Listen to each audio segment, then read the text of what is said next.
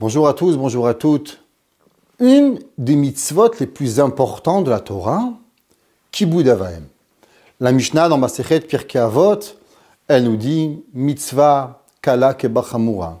Il y a des mitzvot légères, des mitzvot compliquées, des mitzvot faciles, shiluach haken.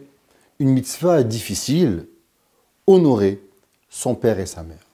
Bien sûr, nous savons tous qu'il y a l'honneur, ne pas contredire ses parents, ne pas leur faire du mal, chas v'shalom, c'est de la ira, pas s'asseoir à leur place, leur donner le mérite qu'il faut, leur donner à manger, leur donner à boire. Quand nos parents nous demandent, s'il te plaît mon fils, donne-moi un verre d'eau, quand un papa ou une maman viennent à l'aéroport, d'aller les chercher, de faire ce que nous avons et nous devons faire pour pouvoir leur rendre la vie facile.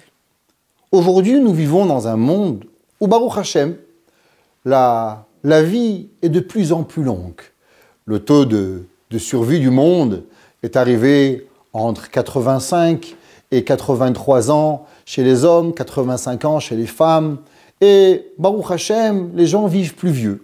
Avec la vieillesse, bien sûr, il arrive certaines difficultés et aussi certaines questions halachiques qui nous viennent. Il nous arrive souvent de recevoir comme question « Bonjour, Kevod Harav, mes parents sont vieux, ai-je le droit de les mettre dans une maison de vieillards?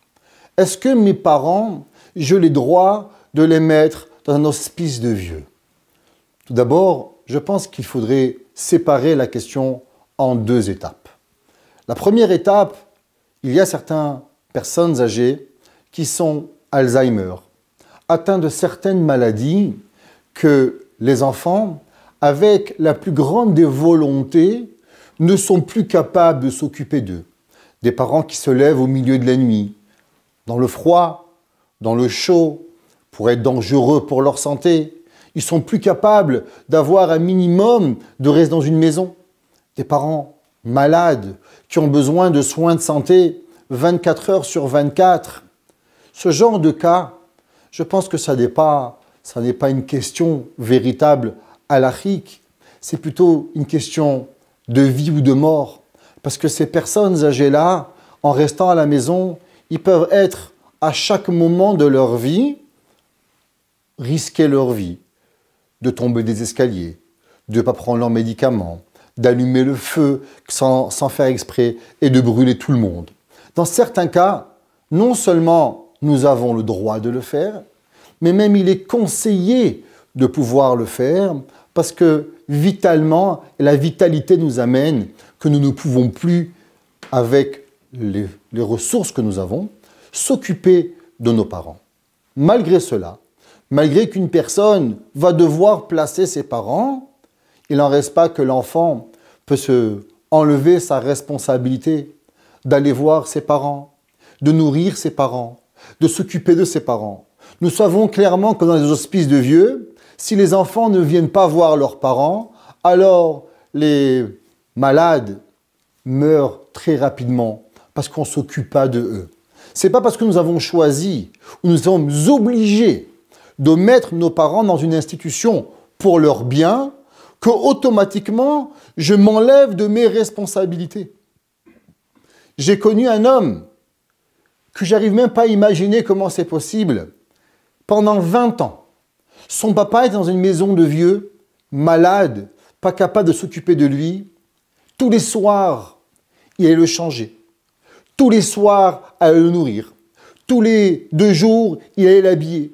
Il n'y avait pas parce que son papa n'était pas là, physiquement dans sa même maison, qu'il a démissionné de son rôle. On doit des fois faire des choix, mais ce n'est pas pour ça que je démissionne.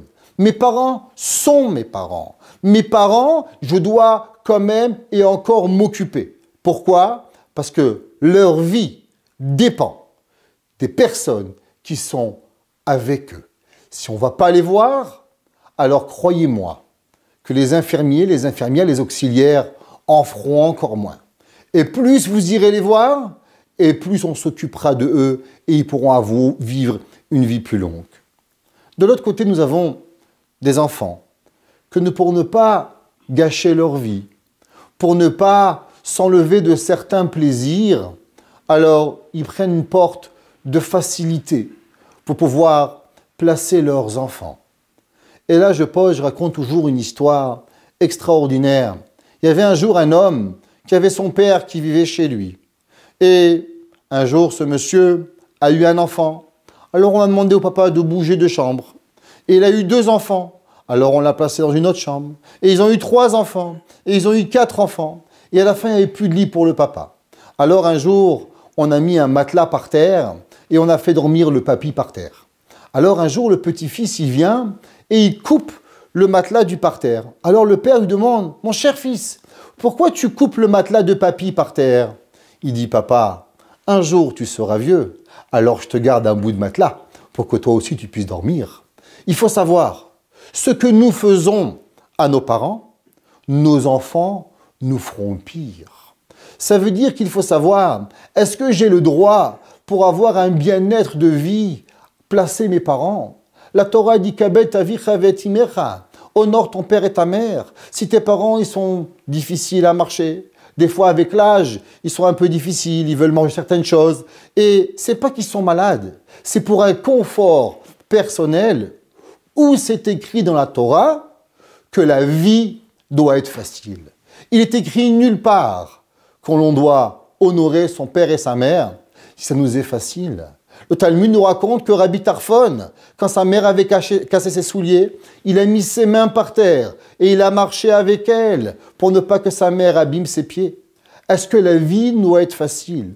Aujourd'hui, on vit dans un monde, tout devient difficile et tout doit être facile. On ne veut plus faire Pessah à la maison, on va à l'hôtel. On ne veut plus faire Shabbat, on achète Shabbat tout commandé. On ne veut plus faire le ménage, on prend une bonne. On ne veut plus faire le réparer quoi que ce soit, on achète à nouveau. Toute la vie doit aller vite et rapide, sans aucun tracas.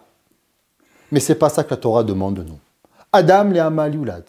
L'homme est né, a été créé pour pouvoir travailler, pour pouvoir avoir du labeur dans ce qu'il va faire.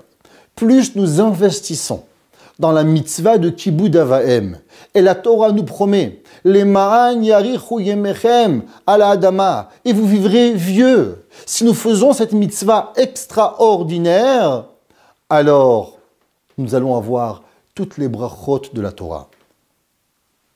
Souvent, c'est un choix personnel, un choix avec sa femme, un choix avec ses enfants. C'est vrai qu'un mari ne peut pas demander à sa femme ou une femme demander à son mari. Mais je pense que si on s'assoit tous ensemble et on réfléchit véritablement, qu'est-ce que nous voulons de notre vie? Qu'est-ce que nous voulons que nos enfants se rappellent de nous comme des personnes qui ont donné à la société ou des personnes qui ont pris à la société? Nous allons tous un jour vieillir, la mort est à nos portes, à nous tous, et nous espérons le plus loin possible pour chacun de nous. Mais si nous faisons partie des gens qui donnent, alors c'est sûr que nous aussi, nous serons accompagnés par des gens qui vont nous donner et pas nous placer à la première possibilité et de s'occuper de nous avec amour et affection de la même façon que nous allons le faire envers nos parents, nos grands-parents, et toute personne qui sont autour de nous, et recevoir la beracha que Akadosh Baruch Hu nous promet de vivre vieux, et on l'espère en bonne santé sur cette terre jusqu'à la venue du Mashiach. Bimera b'yameinu. Amen.